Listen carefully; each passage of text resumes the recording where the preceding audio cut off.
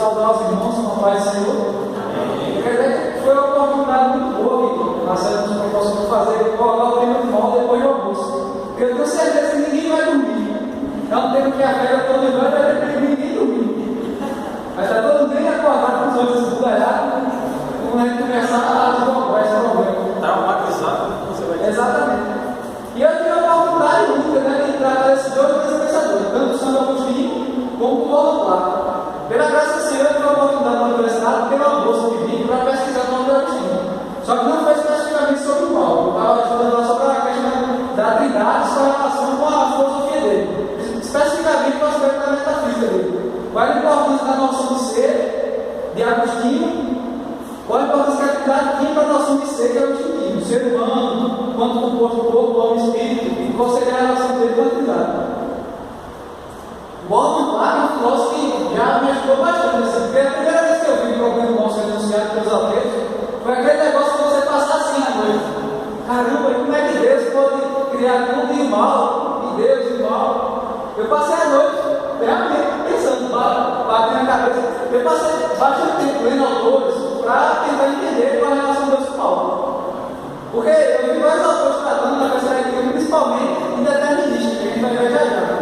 Pela autor de tradição arminiana, da autor de tradição católica, que vão defender a solução do livre-arbítrio. Para isentar o problema do mal, eles vão aumentar. Não, o ser humano pega o seu próprio livre-arbítrio. Ele não tem nada a ver com isso. Ele simplesmente permite e manda para o mundo. Mas se não era calvinista, ele não teria essa tipo de solução. Aí isso agravava o problema. Mas e aí, como é que só relacionar esse Deus bom, criou tudo, com esse tanto mal no mundo? É isso aí que ele vai tentar responder hoje com uma análise popular. Para começar, ele um pouco da biografia de Santo Agostinho. Agostinho, ele nasceu. Agostinho nasceu como Aurelius Agostinus, o nome dele latim. O nome que ele ficou mais conhecido é Santo Agostinho. Foi o nome que ele se popularizou, etc. O Agostinho de Hipona. Foi o que ele se popularizou. Ele nasceu na cidade de Targá, na província romana da Lumínia, na África. Seu pai era de Patrícia, pedindo propriedade de terra, dado para Agostinho. Agostinho só veio se converter no final da vida dele. Ele tinha uma mãe que é conhecida como Mônica, ela era muito piedosa. Ao contrário de Agostinho, não. Agostinho teve uma vida preguiça. Tem um trecho que é bem clássico das Confissões que ele diz o seguinte: que ele estava lá no prostíbulo com as prostitutas, aí disse: eu vou converter. Aí não, mas hoje não, vou ficar curto mais um pouquinho aqui na balada, depois eu. Ou seja, ele teve uma vida muito preguiça. Ele foi professor de oratória durante muito tempo. Ele ensinou em Roma, ensinou outro cargo também, ensinou em várias cidades. E ele enfrentou vários, no decorrer de sua carreira, ele teve várias confrontações intelectuais. No início da vida de Agostinho, ele não levava muito a sério a Bíblia, não. Ele acreditava que a Bíblia era um livro irrelevante. Ele dava mais importante obras de Cícero e outras obras que eles consideravam muito relevantes. Ele participou de uma seita que era conhecida como maniqueísmo. Que para ele, essa seita resolvia o problema do mal. Os maniqueístas, eles postulavam o seguinte: que existiam dois princípios eternos, que criou o mundo, o bem e o mal. E esses dois princípios eram eternos. Se equilibrava, mudava, era muito semelhante à ideia de Nian, que a gente tem. Não sei se quando você lembra aquele sentido disso. Que o bem e o mal são interdependentes para a gente no mundo inteiro. E a partir disso, quando a gente se converte, ele vai ter que lidar com esse problema do mal. Ele vai, durante muito tempo, pensar sobre isso.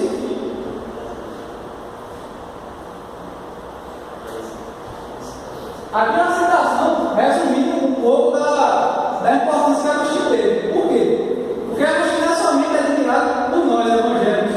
Ele é admirado tanto por católicos, romanos, como ortodoxos. Todas as tradições teológicas cristãs recebem influência de Agostinho. E ele legou o grande legado para a filosofia posterior. Ao ponto de o historiador medieval Jacques Legoff chegar a dizer que era o pai do Ocidente. Ele deu uma de noções de homem, de liberdade, uma série de noções que são caras ao Ocidente. Ou seja, Agostinho é um pensador valorizado e reconhecido tanto por cristãos como não. Os alunos pensavam que ele é filosofia, sabe? Quando a gente estava na universidade, a gente tem que estudar Agostinho na cadeira de filosofia medieval. Você não passa medieval sem ver Agostinho, porque ele foi muito relevante. Ele tem uma obra fantástica, né? A obra dele está mais de 1000 volumes, para vocês terem noção de tanta amplitude que a obra dele teve.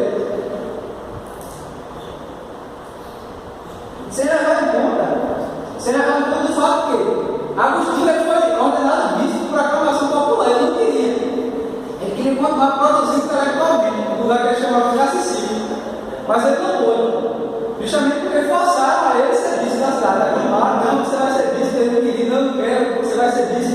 Terminou que ele foi vice da igreja.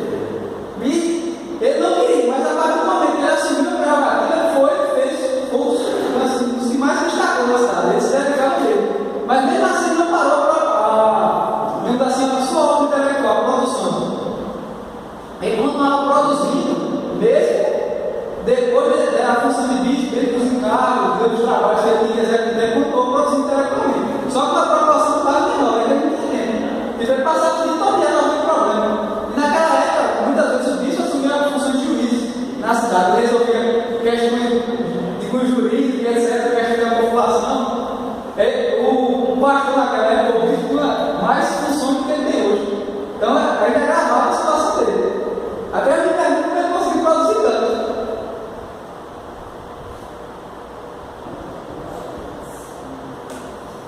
Falar agora do Gordon Clark, na minha opinião, é o maior filósofo do século XX. Me perdoa os vandilianos aqui presentes, os sonhos de doido e outros poemas. Eu vou tentar mostrar por quê, eu quero que seja o maior filósofo cristão. Ele também tem uma produção intelectual baixa. Ele escreveu um livro de história da filosofia, quando Clark foi especialista em filosofia antiga. Ele tem uma obra fantástica. Inclusive foi traduzido para o português pela editora Cultura Cristã. O nome da obra é Detalhes a Dio. Ele vai desde o pré-socrático, quem conhece o filosofia sabe que traz o primeiro filósofo, até John Dewey, que é um filósofo americano, pragmatista. Ele vai traçar todo esse percurso do seu livro. História da filosofia é um livro muito bom. Ele diz para todos, não é um livro simplista, ele não vai tentar simplificar demais, ele vai tentar elevar a filosofia desse cara. Para quem está querendo conhecer uma visão geral, muito panorâmica da história da filosofia, ele diz muito. O livro é muito bom. E, claro, ele tem uma série de controvérsias na sua vida. Ele, por causa das suas visões, tanto concerne ao calvinismo, como concerne a sua perspectiva filosófica estruturalista, ele enfrentou vários problemas. Uma das razões que ele quase foi barrado a sua ordenação foi justamente a questão do mal. Porque ele dizia que o problema do mal tinha solução e que a responsabilidade humana podia ser conciliada com a soberania divina, dentro da perspectiva calvinista. Outro filósofo cristão, o Vodil e outros calvinianos, seguiam ele, e tentaram barrar a ordenação dele na igreja presbiteriana. Se não foi a igreja presbiteriana ortodoxa. Tentaram barrar a ordenação dele por causa disso, acusando ele de racionalismo. Aí isso gerou toda uma controvérsia, mas lá assim ele não se passar. A acusação foi considerada inválida e ele foi ordenado. Mas essa controvérsia dele com o Mantivo vai pendurar toda a vida. Até hoje ele tem sido tanto claro no Mantivo debate alguns aspectos da filosofia e da teologia dos dois. Mas a controvérsia continua. E ela acredita que, claro, conseguiu resolver o problema, mas é muito complicado mesmo. Ele vai se debatendo por um certo tempo. É muito só falar que ele foi o maior filósofo do século XX, vamos enfatizar. Só que ele é pouco conhecido, tanto aqui no Brasil como nos Estados Unidos. Por causa dele ter encontrado uma maestria da filosofia da época, ele tem uma visão filosófica que vê uma educação da recurso na pessoa da época, que apresentar o positivismo, materialismo, perspectivas filosóficas totalmente contrárias, se oposta ao cristianismo, claro, com certeza foi muito reputado, né? Taxado de doido, etc. Foi escanteado. E por causa da discussão teológica, gritando que ele teve com o antigo, ele foi, digamos assim, escanteado também pelo povo reformado. Porque o antigo é muito reclamado, até os Estados Unidos, o seminário presbiteriano, o seminário americano. Isso fez com que ela ficasse grande à margem, apesar de ser muito mais conhecido que aqui. Aqui no Brasil, suas obras vieram ser conhecidas por meio de um teólogo que é muito amado por alguns e odiado por outros, Vincent James. Ele, inclusive, Filipe Sabines conheceu a obra do Gordon Clark por meio dele. Ele passou as informações do Gordon Clark, algumas obras dele, inclusive esse problema não resolvido, que eu vou tratar com vocês. E Filipe Sabines se agradou muito da clareza dele, da forma como ele expõe a filosofia cristã, e como ele conseguiu ser claro, preciso e bíblico. A partir daí, a editora Molegista se interessou por traduzir as obras dele. Aí a editora Molegista traduziu várias obras dele. O problema mal resolvido, defesa da teologia, etc. Foi várias obras dele já foram traduzidas. Exceto pela Molegista, só tem um que não foi traduzido pela Molegista até agora. Tem um português, foi o do Dados a Deus, eu percebi, foi pela editora Cultura Cristã. Mas de resto. Agora vamos focar na parte que é mais importante. Eu, como bom amante da tradição da lei, esse é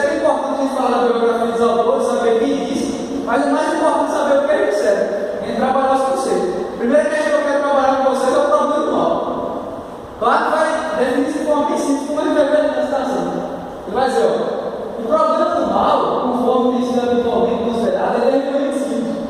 Como é possível harmonizar a existência de Deus com a existência do mal?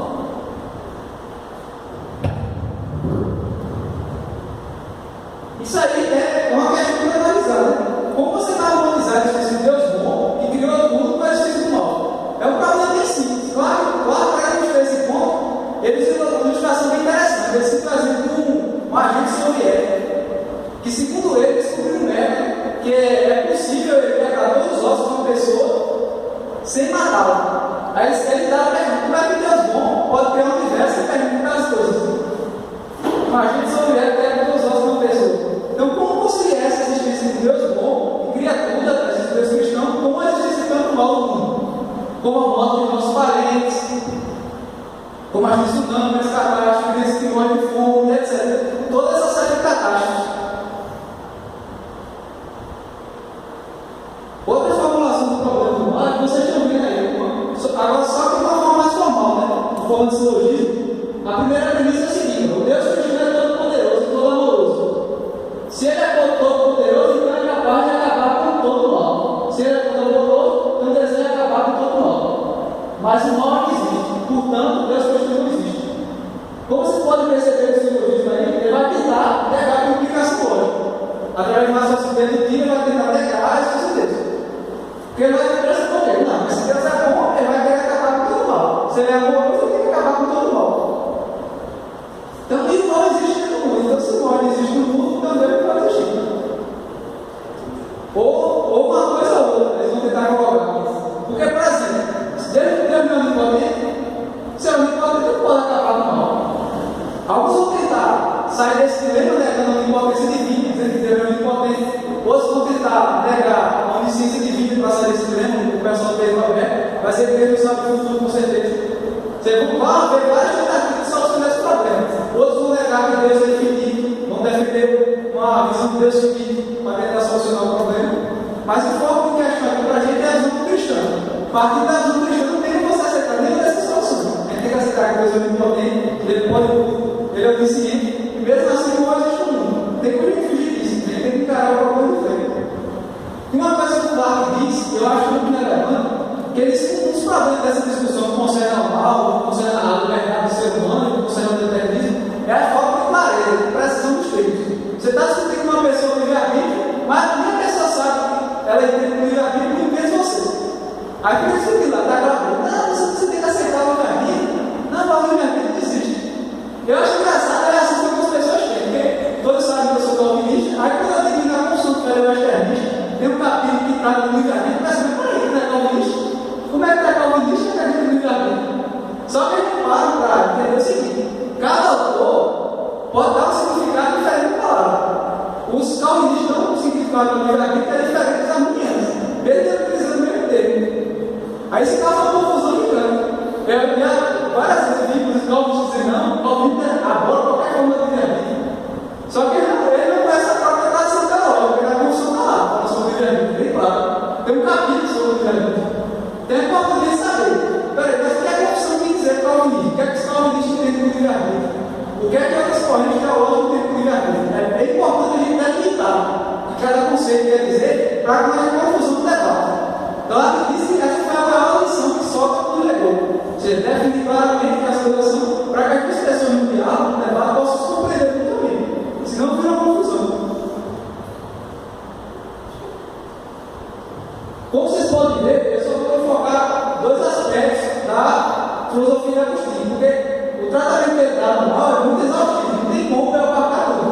Uma palestra de uma hora. Eu vou tentar sintetizar os que eu achei mais importantes, que é o mal como privação e a solução do livre-arbítrio, que é a solução clássica do problema do mal.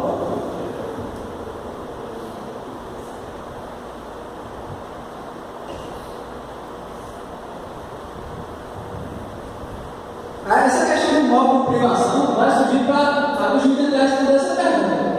Se Deus é bom e criou tudo que existe, então quem criou o mal? Será que foi Deus que criou o mal? Essa é a questão que Agostinho vai tentar responder. Principalmente quando ele se depara com a controvérsia dos maniqueístas. Mas peraí, como é que Deus bom pode criar o mal?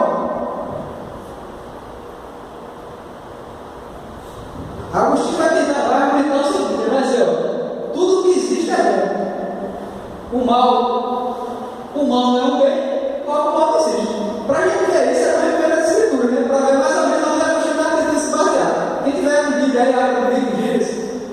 verso 31.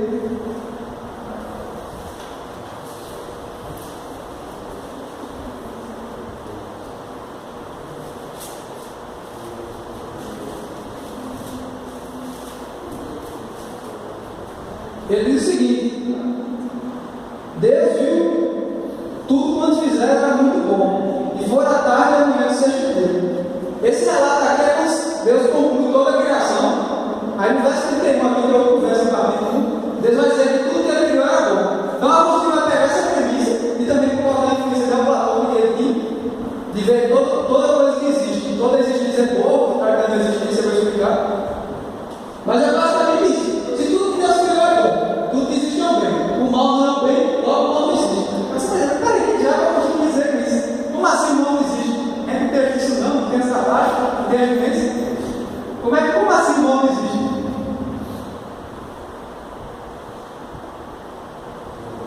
Vou ler para vocês aqui uma citação do autor, porque eu vou dar exemplos para vocês entenderem o que ele quer dizer com isso. O mal não existe, porque o mal é uma privação do bem. Tal como o ser vivente é melhor que o ser não vivente, assim até mesmo o elemento corpóreo ou orgânico é mais excelente do que nada a ser. Portanto, tudo que existe, uma vez que existe, é bom. A não existência é mal, e o mal é a não existência. Ou um pouco mais profundamente, o mal poderá ser definido como uma privação do bem, o grau extremo daquilo que é absolutamente não ser. Se forem privados de todo o bem, as coisas absolutamente não existirão. Portanto, enquanto existirem, elas serão boas. Assim, o que quer que seja é bom e o mal não é uma substância, porque se fosse substância seria bom. É por isso que partimos para a analogia para a gente entender o que a Agostinho quer dizer com isso. A gente pode imaginar agora o cego. Quando a pessoa está cega, você dá alguma coisa a ele? Você dá um atributo? A cegueira é um atributo? Não. Uma pessoa cega é alguém que é desprovida da visão. Você perde um atributo, que é a visão. Então, para Agostinho vai dizer assim, o mal é justamente isso. Não é você dar alguma coisa a alguém, você criar alguma coisa, você tirar alguma coisa dela. Por exemplo, pensando nas virtudes, ele vai dizer, o que são os vícios? Os vícios nada mais são do que a ausência da virtude. Se você tem a virtude da coragem, você não tem o vício da covardia. Mas se falta coragem, você tem a covardia. Então, você tem que pensar sempre nisso. O mal como sendo uma privação, dentro da perspectiva dele. Outra analogia interessante para a gente pensar nisso é a gente imaginar um carro. Um carro que está sendo corrido pelo ferrugem. Se o carro for completamente corrido pelo ferrugem, o que acontece? Ele deixa de ser um carro, deixa de existir. Então, da mesma forma, o mal. Se o mal tomar conta completamente de uma coisa, ela deixa de existir. Então, a gente tem que pensar o seguinte: todas as coisas que existem, mesmo sendo contaminadas pelo pecado, ela não é totalmente má. Porque se ela fosse totalmente má, ela deixaria de existir. Seria uma anulação completa das propriedades que essa coisa tem. Como exemplo do carro. Se o carro é corrido totalmente pelo ferrugem, ele deixa de existir completamente. A gente não vai ver mais nada.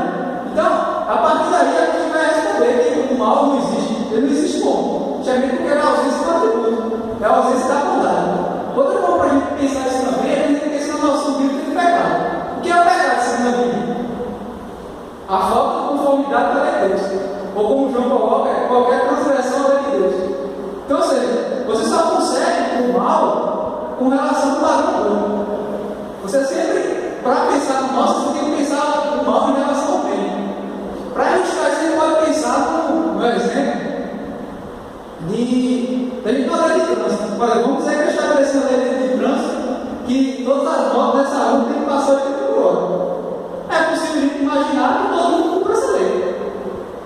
Sem problema nenhum. É logicamente possível que todas as pessoas que passam na rua cumpram. Mas para a gente pensar no mal e na legalidade, só é possível se as pessoas transgrediram a lei. Não tem como você pensar. Só é possível pensar que mal e legalidade nesse caso, as pessoas transgrediram. Então é sempre assim, você só consegue pensar o mal em relação ao bem. Então é assim que a gente vai responder os nutrientes, dizendo que o mal não existe eternamente com o bem, não. O mal só faz um sentido em relação ao bem. O bem é eterno, o mal não. O mal é só a ausência de determinadas propriedades. Para a gente entender melhor a relação ao bem, é necessário outra noção dele. Mas aí o ponto que eu deu para ficar claro para vocês. A primeira noção que eu gosto de é o mal é uma privação do bem. O mal é a ausência do bem, ou a ausência de Deus. Acho que você deve ter aquele vídeo que o pessoal dizendo não, a arte disse que Deus é a ausência, que o mal é a ausência de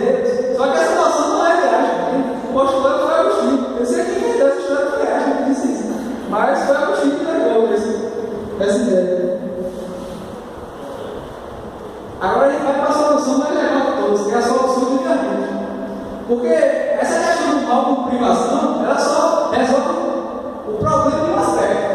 Beleza, vamos dizer que o mal seja a ausência do atributo, a ausência do bem, mas como assim? Por que Deus tirou o atributo da bondade do ser humano? Por que ele permitiu que isso acontecesse? Ele não é bom? É que você usar uma analogia, você vê uma criança vai tomar veneno e você tem pedido ela para o veneno, não vê nada. Como assim o pai amoroso permite tal coisa? Agostinho, para tentar solucionar esse problema, vai propor uma solução que vem desde o paganismo da antiguidade, que é a solução do caminho. Eu vou trazer uma situação aqui lá para explicar. Desde a antiguidade pagã, passando pela Idade Média, até desenrolar na Era Moderna, sem dúvida alguma, o livre-arbítrio vem sendo a solução mais comumente oferecida para o problema do mal. Deus é onipotente, dirão muitas pessoas, mas ele adotou a política da transferência e deixar que o homem haja parte da influência divina. Nós podemos escolher, e escolhemos o mal, pelo nosso livre-arbítrio. Deus não nos fez agir assim. Logo, somente nós somos responsáveis por Deus.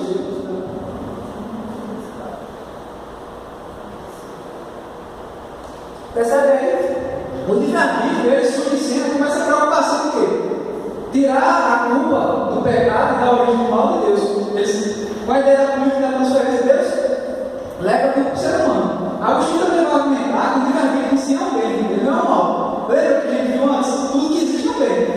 Se o livre-arbítrio existe, ele é bem. Então, para ficar mais claro, a gente pode fazer uma analogia com uma arma. Uma arma na mão do policial é uma bênção. Na mão do bandido é terrível. Então a minha força é livre-arbítrio. Ele em si mesmo é uma coisa boa. Mas depende de como você está usando. Você não pode perverter. Mas ele em si mesmo é uma coisa boa. Eu falo. Uma coisa importante ressaltar também é o que Agostinho entende por livre-arbítrio. Esse é o problema grande que os teólogos vão se debater. Já estava até conversando da palestra justamente sobre isso. Que há uma discussão entre o Agostinho se a noção dele de liberdade muda no decorrer da vida dele. Porque há vários conceitos do Agostinho, que já leu, ele já começou a pensar. Esse tem uma obra chamada Retratações, onde ele vai, digamos assim, dizer coisas, retratar-se de erros que ele cometeu e dizer algumas coisas que mudou de opinião. Beleza, ó. Tá lá naquela obra e disse isso. Agora eu não acho isso mais, eu não acho isso agora. E no conselho do lugar aqui foi uma discussão, se a visão dele mudou no decorrer dos anos. Mas quando vai enfocar aqui nessa parte do livro, que eu vou tratar com vocês para algum mais um livro, a noção se tornou popular, que é a noção do livre-arbítrio e liberdade. Eu vou concentrar para vocês entenderem. Ele vai focar o que seria a primeira fase do livre-arbítrio, não é Agostinho. Porque, claro, que é dentro da teoria que Agostinho mudou a visão dele do livre-arbítrio. E ele vai focar aqui no livro a primeira parte, que é a noção dos arminianos do defender, o ciclo pelagiano, toda a tradição determinista que a gente tem vai defender essa noção do livre-arbítrio.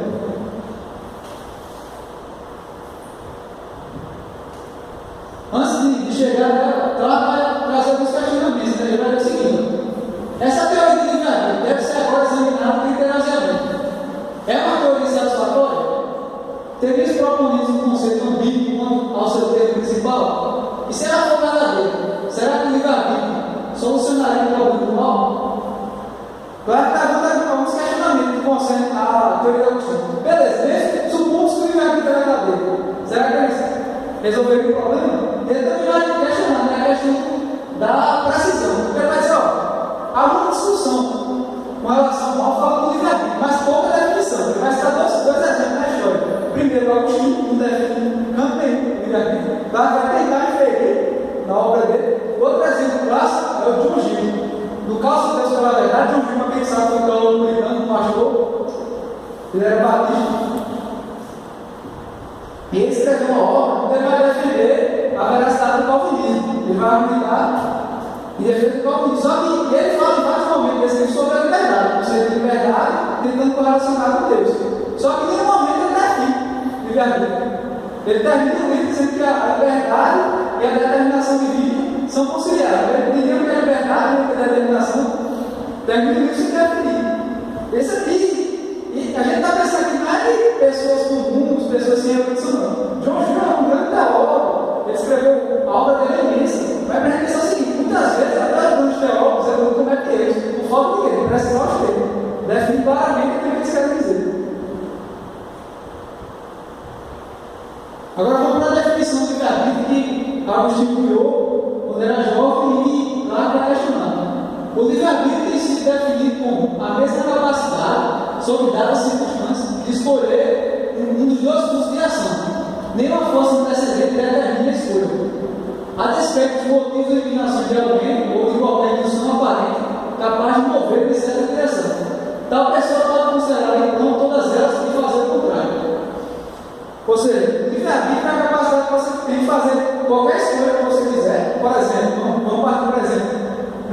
Eu vou matar todos. Eu sou verdadeiramente livre se eu puder matar ou não matar. Se alguém, por exemplo, ameaçou minha família, se alguma coisa causa ameaça, se alguém ameaçou minha família de morte, me coagiu a matar todos, você vai ameaçar no livre-arbítrio. Porque minha ação é causada por outra pessoa, eu fui coagido por todos. Então, nessa noção de liberdade, qualquer tipo de coação que venha ocorrer para a minha ação, eu já sou mais livre. Eu já não teria mais liberdade. Então, para Agostinho, principalmente na época pré-guerra, ele vai dizer o seguinte: o homem tinha capacidade de pecar ou não pecar. Ele tinha essa prerrogativa. Então, para o homem ser verdadeiramente livre, para ele poder verdadeiramente, como gosta de fazer, o homem que verdadeiramente só pode amar Deus se ele for livre. Como é que uma pessoa pode amar se ela não for livre? Ele vai comentar a mesma coisa. E essa solução da liberdade, se você for para uma discussão mais de filosófica, eles vão ser chamados de termo indeterminismo. Por que o termo indeterminismo? Para dizer que a ação humana não é causada por uma coisa anterior. Ou seja, não foi Deus que determinou que você matasse outros ou não matasse outros. Não foi nada anterior. Foi sua própria vontade. Você, se fosse sua inclinação que você escolheu, seria uma causa antecedente. E dentro da perspectiva de liberdade, é possível o ser humano escolher contrário à sua natureza e seu caráter. Por exemplo, Agostinho, Adão da queda. Adão tinha uma natureza boa e pura. Como é que Adão, tendo uma natureza boa e pura, conseguiu escolher o mal? Agostinho vai explicar essa parte da noção de liberdade, que é incluído. Que é o seguinte: mesmo você tendo uma natureza boa, com essa liberdade, você pode escolher contrário a essa natureza. Você pode contrariar todas as suas disposições naturais e escolher o contrário. Você pode escolher completamente conforme o seu caráter. Porque quando a gente pensa normalmente nesse momento de caráter, é uma pessoa que habitualmente age de determinada forma. Por exemplo, uma pessoa honesta. A gente pensa na pessoa que é uma pessoa honesta. Cumpre paga, respeita os outros, não é fofoqueiro. Ou seja, ela tem uma série de comportamento padrão, que ela age conforme o seu caráter. Dentro dessa perspectiva, essa pessoa ela poderia contrariar todo o seu caráter e completamente oposto. Se você não tem essa possibilidade, você não seria livre. Você contraria todas as disposições e inclinações que você tem para agir mesmo.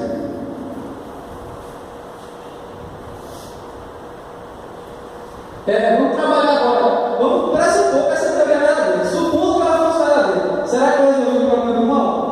Será que ela resolveria a questão? Ou ela piora, assim, agravaria a questão? Pioraria a situação? Bota o cara primeiro para aceitar essa noção para mostrar o redução absurdo, e mesmo que ele aceitasse o livre-arbítrio, ela não resolveria o problema do mal. Ele vai usar a ilustração do salva-vidas. Ele usa a seguinte analogia como ilustração. Imagina um salva-vidas. O cara está lá na praia, olhando o mar e a movimentação, aí ele vê um surfista entrando, né? O cara, segundo sua livre vontade, ele vai cada vez mais para o fundo do mar. Vai lá morrendo afogado. E só o grita para ele: não vai muito profundo, não, você vai morrer, não vai bravo. Ele ignora. E aí ele começa a se afogar. O salve-vidas, agora é problema teu. Você escolheu o seu livre-arbítrio aí, querer ir para o mar fundo, ele já deve dizer: não morre aí, cara. Fica aí, eu vou ficar aqui só de boa, respeitando sua liberdade.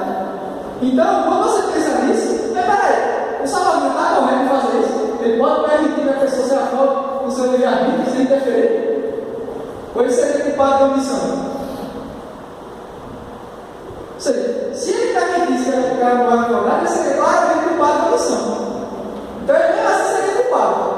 E no caso de Deus, agrava a situação. Por quê? Porque Deus criou o cara, Deus deu as habilidades dele de nadar, por nadar, as habilidades foram dadas por Deus. O próprio céu é a criação de Deus. Então, todos os aspectos ali do entorno estão sendo controlados por Deus. Se o cara não é afogado, ele só vai afogado pelo mar que Deus criou e pelas ondas do mar que Deus não tem. Então, todas as circunstâncias todos são controlados por Deus. Então eles não resolvem de maneira nenhuma. Se o cara não é advogado, ele foi morto por Deus. Resumindo, relação. Então, no caso, a noção de permissão, como o cara vai falar nesse segundo ponto, não resolve o problema. E nem é inteligente racionalmente. É muito comum você dizer, não, mas a gente está ridículo que isso aconteceu. Ele não quis, não. Ele não foi, não. É muito comum você ver esse comportamento. Só que a noção de permissão, como Calvino vai enfocar antes do próprio Flávio vai enfocar no livro, ela não faz sentido, justamente por isso. Porque se eu permito que determinada coisa aconteça, eu permito o que eu quero. E no caso de Deus, ele agrava a situação, porque Deus controla tudo. E tudo foi criado por ele. Volta na analogia do salva-vidas, o cara que morreu, o surfista que morreu, afogado. Deus criou o mar, criou as mãos, criou tudo. E ele não somente criou, ele cuida. Dentro da doutrina cristã da providência, ele mantém tudo isso. Porque se ele não controlasse, cuidasse tudo, ele deixaria de existir. Então, a gente partiu disso. Não tem permissão de vida nenhuma. Se o cara morreu, é porque Deus criou ele. E ativamente foi causada por ele. Por quê? Porque o mar só afogou o cara porque Deus quis. Deus poderia ter dado melhores habilidades, nadador, ele poderia conceder habilidades especiais, ele poderia diminuir as ondas do mar, ou abrir o mar, como ele foi no caso dele. Deus poderia fazer uma série de coisas para salvar ele. Se o cara não é afogado, é porque Deus quis. Não tem conflito isso. Então, a noção de permissão, que a gente usa comumente, não faz sentido. Se você tem permissão, por quê? Um aqui de Deus não tem interferência. Por quê? Porque Deus foi criado por ele. A outra forma dessa noção de permissão fazer sentido é se existisse uma força no universo independente de Deus que o próprio Deus fosse sujeito. Uma espécie de sorte, fortuna que Deus lhe dá, uma espécie de acaso maluco que concorre com o poder de Deus. Então, a gente sabe que isso não é possível na perspectiva cristã. Você tem que aceitar esse tipo de coisa. Então, a solução do livre-arbítrio, ela vai agravar o problema, ela não resolve.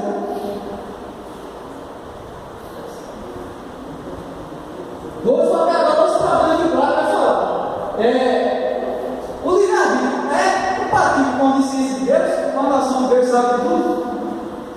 Se você imagina o seguinte, vamos lá, vamos dizer que Deus previu que daqui a 100 anos vai ter um acidente de carro. Deus previu isso. Mas se esse acidente não ocorresse, a previsão de Deus já não ocorre? Não. Então, a forma de Deus fazer uma previsão correta, do que concerne a profecia, é o fato de ele saber tornar-se aquela coisa certa. Se a gente pensar na questão bíblica, no caso de Judas traz Jesus. Só é possível que Deus desse a inspiração dessa profecia correta que o trairia se Deus determinasse, se ele tornasse certo que aquilo aconteceria. Se ele organizasse para que aquilo acontecesse de tal forma. Senão ele não teria como saber. Então, a noção da licença divina elimina o livre-arbítrio completamente. Desse jeito que ele criou, o livre-arbítrio libertado. Isso é um problema tão grande, tão claro, que os próprios harmonistas admitem isso. Se você pegar, por exemplo, o livro de Roger Rosso, contra o calvinismo, ele vai dizer que a questão de como relacionar a onisciência divina, ou seja, o fato de Deus ter uma liberdade humana é um mistério. Se você pega outro livro, por exemplo, também, Por que não sou calvinista, do Jerry Nelson, ele vai levantar o mesmo problema, ele não. É um mistério. Ele vai falar do mobilismo também, mas ele é nada dentro do mistério. A única solução até agora, proposta por arminianos, que os arminianos consideram esse pessoal arminiano, eu considero ele herege, que é o pessoal que fez uma meta, que nega a licença divina, é você negar a licença divina para salvar o livre-arbítrio. É o único jeito de você salvar o livre-arbítrio, é você negar a licença divina. Nós três na Bíblia vamos salvar o livre-arbítrio, negando o livre-arbítrio divino. Negando o livre-arbítrio divino, não, a licença divina. Ou seja, para vocês verem que o problema é grande. Porque se Deus não criou e organizou o futuro, não foi Deus que estabeleceu a história, quem é que colocou a história lá para Deus consultar? Como é que Deus pode consultar o futuro se não foi ele que estabeleceu? Isso também cria um problema, então o conhecimento de Deus é passivo. Deus tem que ir lá consultar, deixa eu ver o que vai acontecer. Vai acontecer isso aí. Então agora o magistrado está falando aqui, vou dar um jeito que esse cara vai na série, agora o que eu faço? Ele vai ter, Deus vai ficar se ajustando. Ele não faz de acordo com a sua vontade, ele vai se adequando à vontade dos seres humanos. Se vocês verem como é grave o problema que a Bíblia é. Outro problema básico é para tentar salvar o livre-arbítrio é ser comum fazer essa associação. A responsabilidade humana depende do livre-arbítrio. Para o homem ser responsabilidade, ser culpado ou absolvido de alguma coisa, ele tem que ser livre. Se ele escolheu livremente tal coisa, então ele não é responsável. Mas, de novo, a analogia que a gente fez aqui do Douglas, o bandido. Douglas, nesse caso, alguém ameaçou a família dele, para ele de matar, ele foi coagido a matar. Então, nesse caso, ele não deu é responsável por criminal, dentro dessa perspectiva. Então, dele, dou ele a responsabilidade dele, porque ele foi coagido. Você só realmente não só pode ser punido a responsabilidade de forma justa se não tiver verdade. Só que logo lá vai a questão, mas peraí, por que como só pode ser responsável se não for livre? Quem disse isso? A partir de que perspectiva você pode justificar essa ideia? E é interessante quando você vai na literatura teológica, tanto na literatura teológica como filosófica, secular ou cristão, muito poucos autores definem o que é responsabilidade. Ou explicam por que ele depende da verdade. Tanto autores deterministas como deterministas vão pressupor a responsabilidade depende da verdade, mas eles explicam por quê. Igual uma placa foi igual a filha, mas por que tem que ser assim?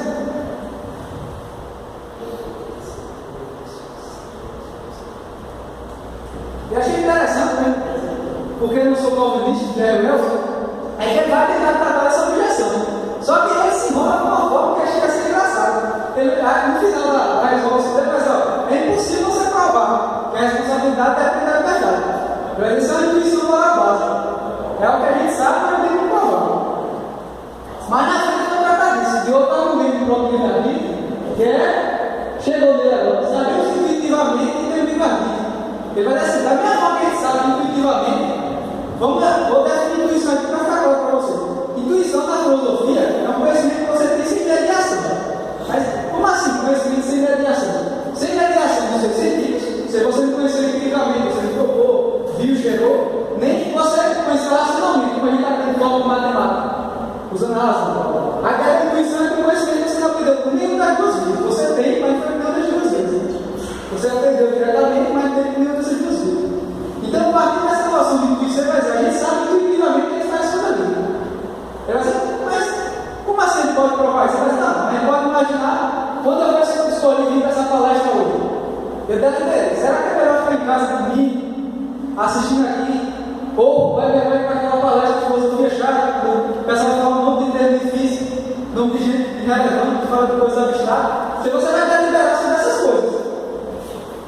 Você deve deliberar. Então, a partir dessa suposta deliberação que eu tive, sem nenhum influência externa de Deus, demônio, nem nada, eu sei que eu estou livre-arbítrio. Pelo fato que eu poder deliberar isso que eu quisesse. Ninguém me forçou a vir nessa palestra. Eu vim porque eu quis.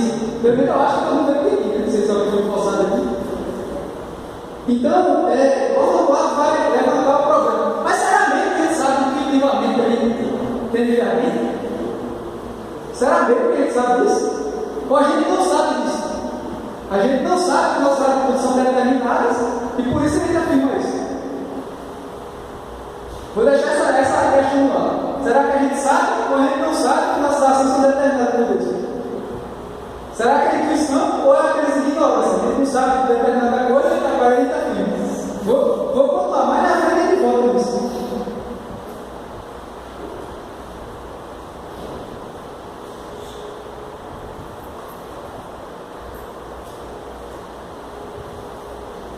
O negócio é muito louco, só um momento. Vamos para a proposta determinista. Depois eu volto para aquela questão. Quando eu estou tratando de responsabilidade de novo. Claro, claramente vocês viram que claro que a gente estava ligando. Depois de inúmeras razões aí citadas, ele vai propor uma solução determinista. Para determinar melhor, a solução determinista calvinista. Porque existe forma de determinismo materialista. Claro, vai definir aqui uma forma de determinismo calvinista. É tanto que ele inicia a sessão quando ele vai fazer a proposta com a citação da Confissão de Fé. O que diz o seguinte: desde toda a eternidade, Deus, pelo muito sábio e santo conselho da sua própria vontade, ordenou livre e inalteravelmente tudo quanto acontece. Porém, de modo que nem Deus é autor do pecado, nem é violentada a vontade da criatura, nem é tirada da verdade ou contingente das causas secundárias, antes estabelecidas. Ou seja, então, qual é a proposta determinista? A proposta determinista é a seguinte: não é que o ser humano não faça as coisas. A gente vai ver mais na frente que o determinismo não apoia escolha, mas que todas as escolhas que a gente faz são determinadas por condições antecedentes. E qual é a condição antecedente que determina todas as nossas ações e tudo que acontece no mundo? Deus. Deus é a causa de tudo que acontece. Nada fora do controle dele. Ele está controlando e mantendo todas Então, a proposta da gente é justamente isso. Todas as ações humanas, todos os fenômenos naturais, tudo que acontece é determinado por Deus. Deus controla tudo. Só que, a gente vê, determina aparentemente pior a situação, né? Porque lá na solução do livre-arbítrio, ele pensa, não, peraí, a culpa é do livre-arbítrio. O homem fez a besteira lá porque ele quis. Quando você pensa em determinar, mas você vai determinar a ação do ser humano. Se um pratica determinado pecado, por exemplo, adultério e morte, foi causado por Deus, então o culpado é Deus. O ser humano não tem nada a ver com isso. Ele só fez aquilo porque Deus determinou para fazer. Fizesse, ele não podia fazer o contrário. Se ele não podia fazer o contrário, a responsabilidade é do ser humano. Então vocês estão vendo uma série de indagações. O determinismo é compatível com a responsabilidade humana? Ou seja, será que as pessoas podem ser punidas e recompensadas se verem até tudo o que acontece? Claro que vai responder que sim.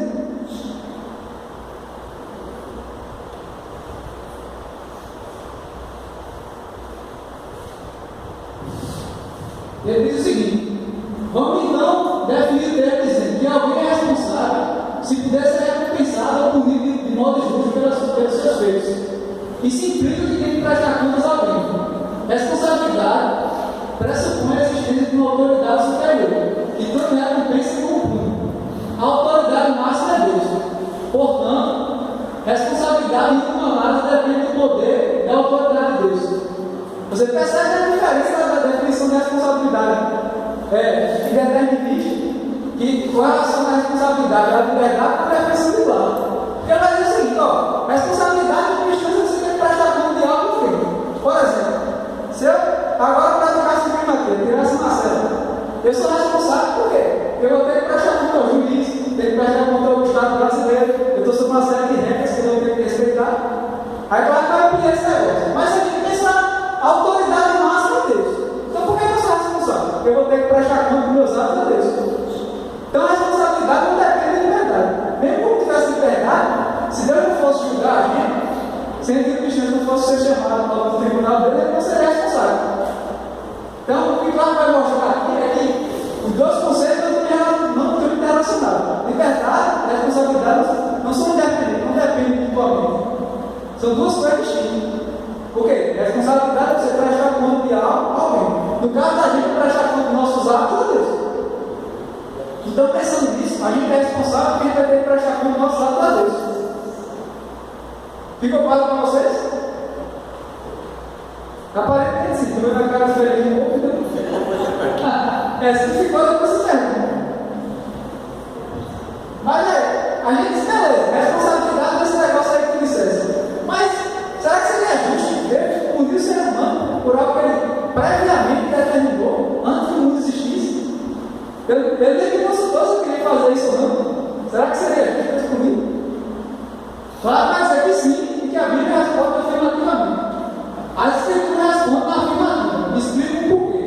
Deus não é somente o Criador do universo físico, não somente o governador e juiz dos homens, é também o legislador moral. É a sua vontade que estabelece a distinção entre certo e errado, entre justiça e injustiça.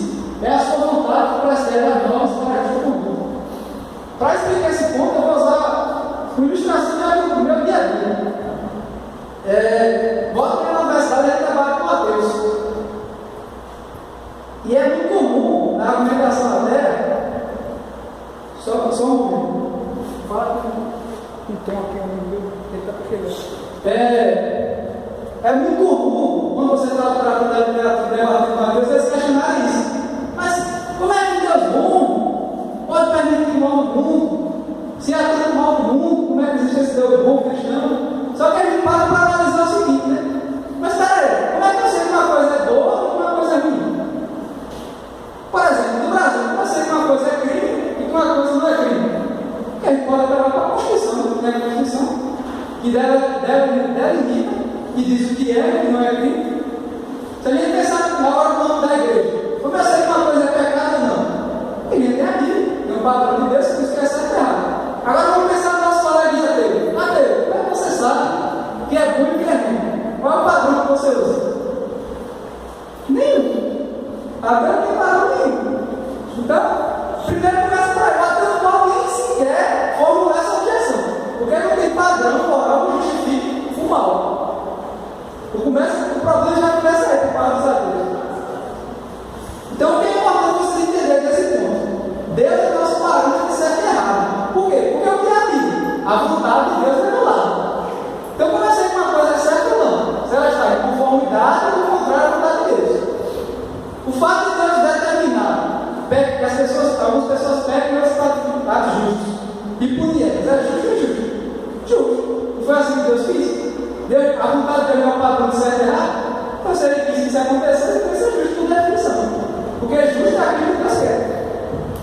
Então, já aí vai resolver metade dos problemas.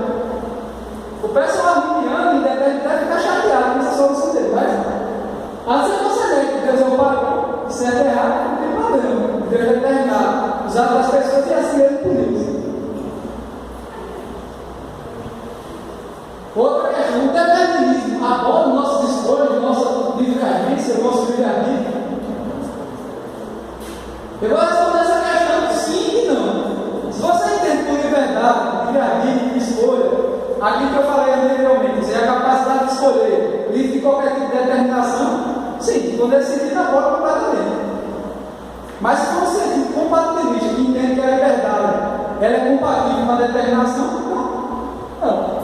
Ou seja, o que o compatibilista entende por escolha livre é o quê? Você escolher segundo aquilo que você quer. Independente se essa sua vontade foi determinada previamente ou não, você escolher aquilo que você quer, você é livre. E deixaria de ser livre em circunstâncias. Se eu fosse forçado por outra pessoa externa, mas dependendo da causa metafísica, ou seja, espiritual, que causou isso, seria independente. Outra questão. O determinismo nos torna as marionetes. Nessa daqui eu vou fazer peixe. Mesmo que a gente tornasse marionetes, e daí? Isso prova que o determinismo é falso? Não. Mas vai explicar que não nos torna marionetes. Ele vai dizer o seguinte: aqui vai fazer uma distinção entre necessidade de compulsão e necessidade de certeza e valor. Eu vou definir para você entender qual a importância de fazer essa distinção. E só lembrando que essa distinção é comum na teologia. O Lutero fez essa distinção, o John Gill fez essa distinção, uma série de teólogos vão fazer para explicar a relação sobre o indivíduo. A necessidade de compulsão é atribuída a corpos inanimados. E mesmo assim, a sempre forçado a fazer ou sofrer qualquer coisa contrária à sua vontade e escolha. Então, para entender, necessidade de compulsão é justamente isso. Para imaginar a marionete. A marionete tem vontade? Não. Ela é manipulada sem levar em conta a vontade dela. Tudo que ela faz é determinado. Se a gente levar em conta a vontade da marionete, pode a gente imaginar uma pedra sendo rolada por um montanha. Essa é a necessidade de compulsão. É quando a vontade do objeto é levada em conta. Já a necessidade de certeza infalível é diferente. A necessidade de certeza infalível, por outro lado, torna o evento inevitavelmente no futuro, sem qualquer força compulsória sobre a vontade do agente. Ou seja, não faz sentido no contexto determinista você falar que Deus escolhe, que o ser humano foi determinada coisa. Por quê? Porque o homem só escolhe alguma coisa quando é determinada por Deus. Então ele nunca vai se contrapor nesse sentido da vontade decretiva de Deus. Isso é importante fazer uma distinção para que não confunda a mente de vocês. Na teologia, quando a gente está tratando da vontade de Deus, é importante fazer distinção de dois aspectos: a vontade decretiva e a vontade preceptiva. O que é a vontade decretiva? A vontade decretiva é o plano pelo qual Deus governa o mundo. Se aquilo que ele determinou de toda a eternidade, que vai acontecer. E muitas vezes, essa vontade vai em contramão com a segunda, que é a vontade preceptiva, que é a relação moral que é revelada por Deus. Por exemplo, os 10 mandamentos: não matarás, não roubarás. Para a gente entender um exemplo, quando essas duas vontades entram em choque, entre aspas, a gente pensar no caso de Cristo. Se você pegar, por exemplo, Atos, capítulo 4, versículo 27 e 28, diz que a morte de Jesus foi pré-determinada. Mas peraí, Deus predeterminou que Judas ia atrás de Jesus e que soldado ia matar Cristo? Como assim? Isso vai contra a sua vontade? Sim, vai contra a sua vontade moral, mas não contra o seu decreto. Então é bom para ficar claro, para a gente fazer uma confusão. A vontade decretiva é o plano pelo qual você vai história.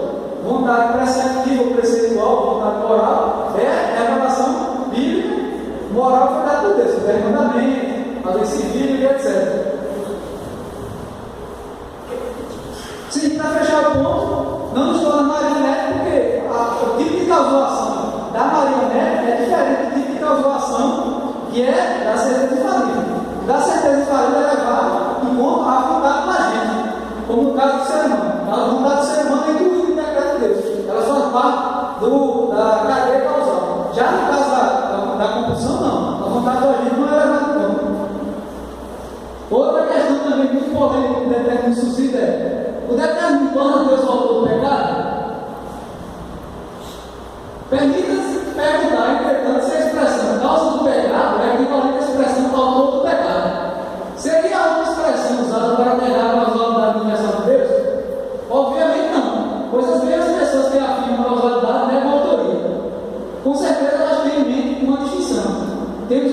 salvação, não. Deus não é autor deste livro. Como os arminianos seriam os primeiros a dividir. Os arminianos não aceitariam que Deus não aconteceu. Mas em causa máxima, como ensina a Bíblia, sim, o autor sou eu. O autor é importante no tipo de causa, mas há outros tipos. O autor do livro é a causa imediata. Deus é a causa suprema. É importante aí vocês entenderem essa diferença. Vou usar a analogia da Bíblia para vocês entenderem. Por exemplo, quem escreveu o Evangelho de João? João. Ele não falou? Mas quem é o autor da Bíblia? Deus. Como assim? Como é que João e Deus é o autor da Bíblia simultaneamente? A gente tem que entender justamente a distinção. Quando a gente usa a autoria, a gente muitas vezes usa um sentido diferente. Geralmente a gente usa a autoria e a confissão verbal usa nesse sentido como causa imediata da ação. Por exemplo, em que sentido João é o autor da Bíblia, do Evangelho de João? Ele é o autor do sentido que foi ele que escreveu, ele mandou o seu escrever. Só que Deus é o sentido, Deus é a causa primeira. Ele foi a causa primeira, ele acreditou na eternidade, planejou, criou todos os meios pelos quais não executou a determinada ação. Então é importante entender: Deus é o autor do pecado? Depende do sentido que você está usando a palavra autoria. De forma que geralmente é usada a palavra, não. Porque Deus não é praticante do pecado, ele não é a causa imediata da ação. Quem é a causa imediata da ação é Satanás, Adão, eu, você, praticante do pecado. Agora, se você diz que Deus é a causa primeira que tudo acontece, sim, ele causou tudo que acontece.